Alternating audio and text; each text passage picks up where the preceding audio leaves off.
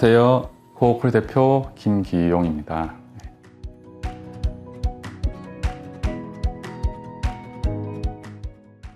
우선 지열 시스템 관련해서 설명드리기 전에 한 가지 이제 말씀드리고 싶은 거는 코어쿨 하이브리드 냉난방 시스템이 지열하고만 연동되는 건 아니고 이제 가스 보일러나 기름 보일러 그리고 아파트 같은 경우에는 이제 중앙 난방식으로 이렇게 쓰는 열병합이라든지 이제 지역 난방이라든지 이런 것들도 다 이제 연결은 다 할 수가 있습니다. 그러니까 쉽게 생각하면은 뜨거운 물을 보내주거나 찬 물을 보내주기만 하면 그걸로 냉방 난방은 다 가능합니다. 근데 이제 저희가 단독주택 같은 경우에는 거의 이제 지열 냉난방을 연동해서 이제 하는 경우가 많은데 그 이유는 다른 시스템 대비해서 지열 냉난방이 가장 유리합니다. 단독주택에. 유지비가 가장 적게 나오고.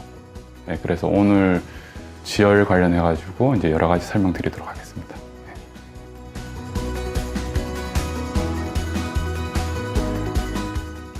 지열 시스템은 지열 총공을 이제 150m 정도 깊이로 사이즈는 이제 150mm 정도 사이즈로 두 개의 총공을 합니다. 총공을 하고 그리고 그 총공한 곳으로 PE 배관이라고 그러는데 그 PE 배관을 삽입을 하고 이제 삽입한 배관으로 물을 계속 순환시킵니다. 그러니까 물을 계속 순환시키면서 땅의 열을 계속 이제 끌어와서 그 열만 이제 활용하게 되는 건데, 근데 땅의 열이 보통 150m 정도 천공을 했을 때 지중해 열이 한 15도 정도가 나옵니다. 15도 정도가 나오는데, 근데 그 15도 열을 지상의 보일러실에 있는 이제 지열 히트 펌프란 장치가 증폭을 시켜주는 거예요. 그러니까 15도 열을 계속 긁어 모아서 겨울철에는 그걸 50도까지 만들어주는 거예요. 증폭을 시켜서 50도까지 만들어주고, 그리고 여름철에는 반대로 작동하게 되면은 그 땅에 열을 버리고 그리고 이제 물을 잡게 해서 10도까지 이제 굉장히 차가운 물을 만들어서 여름철에는 10도의 물로 이제 냉방을 하게 되는 원리라고 보시면 됩니다.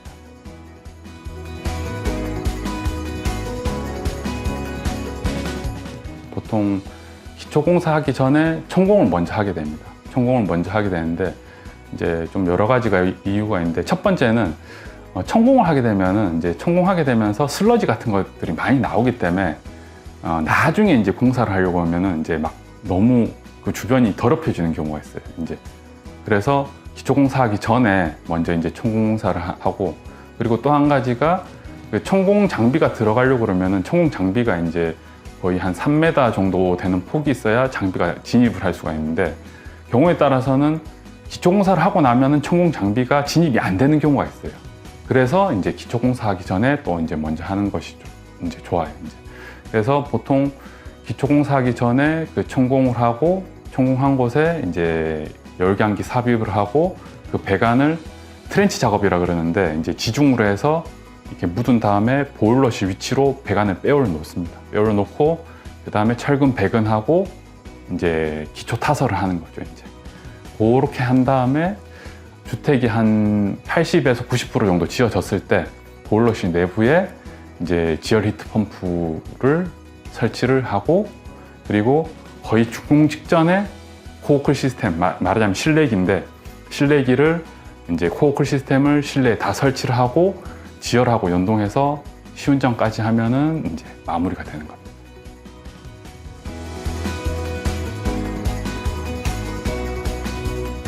우선 지열 시스템이 들어가려고 하면은 설계상에서 조금 필요한 부분은 별도의 보일러실이 이제 필요하게 됩니다. 보일러실이 규격이 가로 2m, 세로 2m 해서 4제곱미터 정도 되는 별도의 공간이 이제 있어야 됩니다. 만약에 이제 보일러실 공간이 조금 길어져야 된다 그러면은 좁은 폭이 한 1.5m는 돼야 됩니다. 1.5m에 아마 한 2.7m 정도 되면은 곱하면은 4제곱미터 정도가 나오는데, 최소 4제곱미터 정도는 되는 공간이 있어야 이제 거기에 지열 보일러 설비를 할 수가 있습니다. 디테일한 건축주분들은 조금 더 미리 염두에 두신 부분이, 이제 보시다시피 코어쿨 시스템이 실내에 이렇게 설치될 때 벽에 설치되다 보니까 어느 위치에 설치할지 그거를 미리 이제 좀 생각해 주시는 분들이 많은데 이제 그거까지 생각해 주시면은 나머지 크게 준비하실 부분은 이제 없습니다.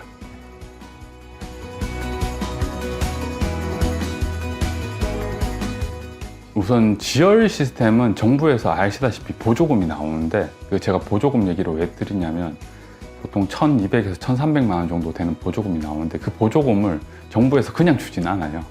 그러니까 무슨 얘기냐면 에너지관리공단에서 그 보조금을 주는데 그 공사를 할 수 있는 업체가 또 아무 업체나 할 수 있는 게 아니고 에너지관리공단에서 선정한 참여기업이라는 업체에서만 공사를 할 수가 있고, 그리고 그 시공 방법도 에너지관리공단에서 준 그 시방서가 다 있습니다. 스펙보가 있어요. 그래서 그 공단에서 준 스펙대로 다 시공을 해야 되고, 그리고 참여 기업에서는 그 시공을 할 때 중간중간 천공을 하거나 뭐 무슨 설비를 하거나 트렌치 작업을 할 때 그 시공 과정을 다 영상에 남기고 사진 촬영을 하고 보고서를 작성해서 공단에 그걸 제출해야 됩니다.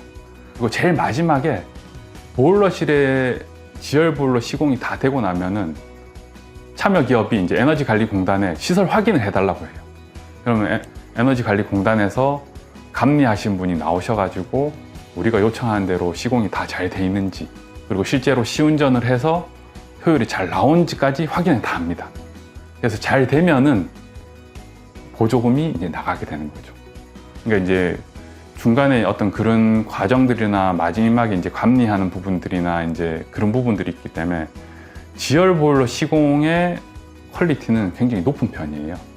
높은 편인데, 근데 왜 이제 그런 댓글들이 종종 나오는 부분이냐면, 지열 보일러는 지열 보일러의 특성이란 게 있습니다.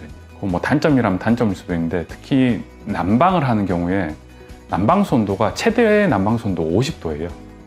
50도인데 그 50도의 난방수 온도가 그 높은 편은 아니기 때문에 우선은 단열이 잘 안 되는 집들이나 외풍이 있는 집들, 소위 말하는 그런 집에 시공이 됐을 때는 오히려 난방이 잘 안 된다는 얘기가 나오고, 난방이 잘 안 되니까 계속 가동을 하니까 전기 요금도 많이 나오고, 그리고 무리하게 계속 가동을 하다 보니까 히트펌프도 빨리 고장이 나는 거예요. 이제.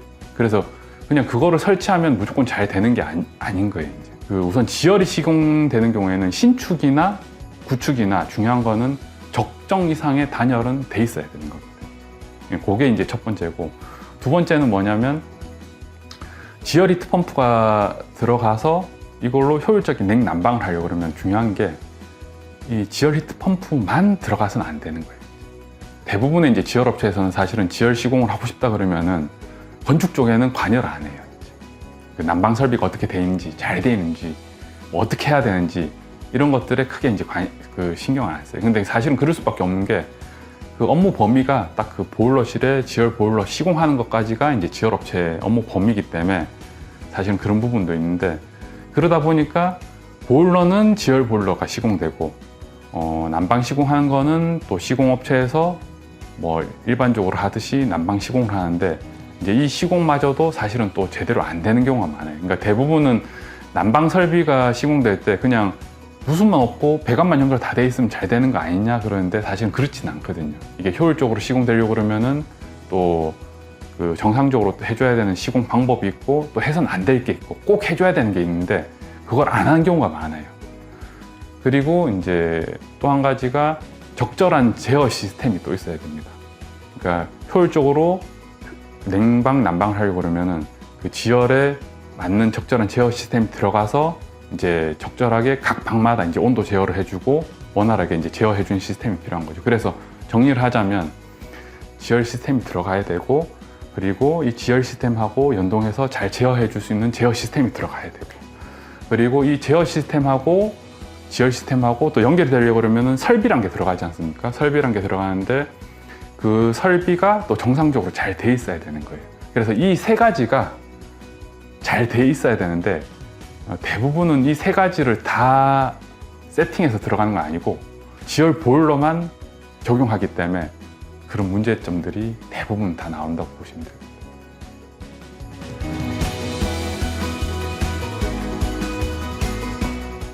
코어쿨에서 하는 시공은 뭐 크게 다른 건 아닙니다. 크게 다른 건 아니고 지열 시스템이 들어갔을 때 효율적으로 되려고 하면 아까 설명드린 것처럼 이제 지열 시스템도 잘 시공이 돼야 되고, 그리고 거기에 맞는 제어 시스템도 잘 들어가야 되고, 그리고 이 제어 시스템이랑 지열 시스템이랑 연결되는 설비 부분도 정상적으로 잘 돼야 되는데, 저희는 단지 이 세 가지가 잘 되는지 그런 부분을 이제 건축주분들하고 이제 커뮤니케이션해서 코어쿨 제어 시스템은 이제 뭐 어떻게 설계를 할 건지 그거를 도면을 보고 같이 이제 설계를 하고, 그리고 이제 요 설비 부분은 그 건축주분하고 시공사하고 협력을 해서 이제 이 시공을 언제 어떻게 할 건지, 그리고 어떤 부분을 어떻게 해줘야 될 건지 그런 부분을 서로 이제 협업하거나 저희가 이제 어드바이스를 해드려서 이제 요 세 가지 요소가 정상적으로 그냥 될 수 있도록 노력하는 게 이제 가장 큰 부분이라고 생각하시면 됩니다. 예.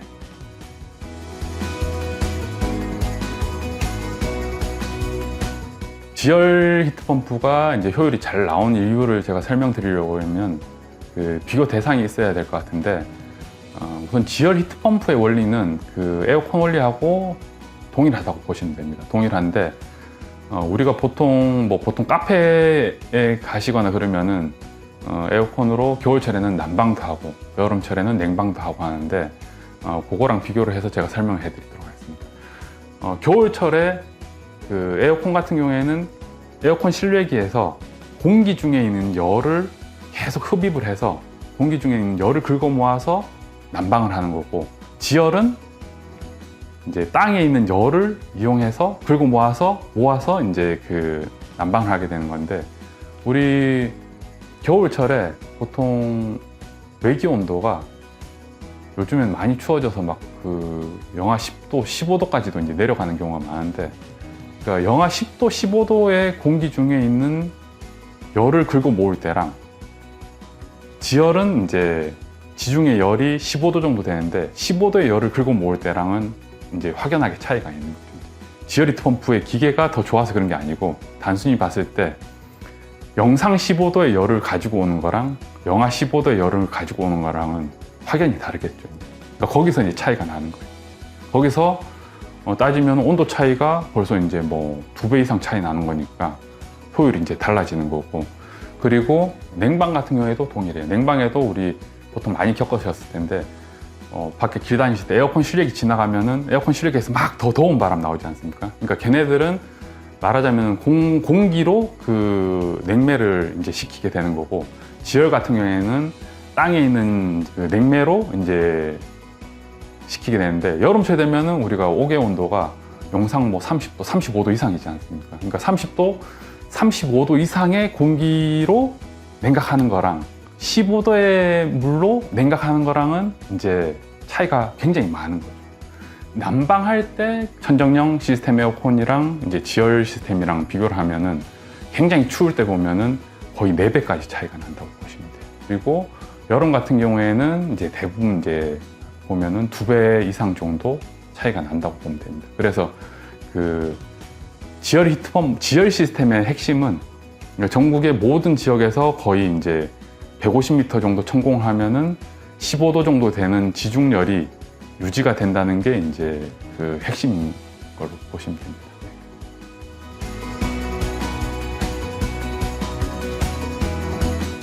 오늘은 이제 지열 시스템 관련해서 뭐 여러 가지 설명을 또 드렸는데, 뭐 이렇게 궁금하신 부분 있으시면은 이제 따로 이제 뭐 댓글이나 연락을 주시면은 알려드리도록 하겠습니다.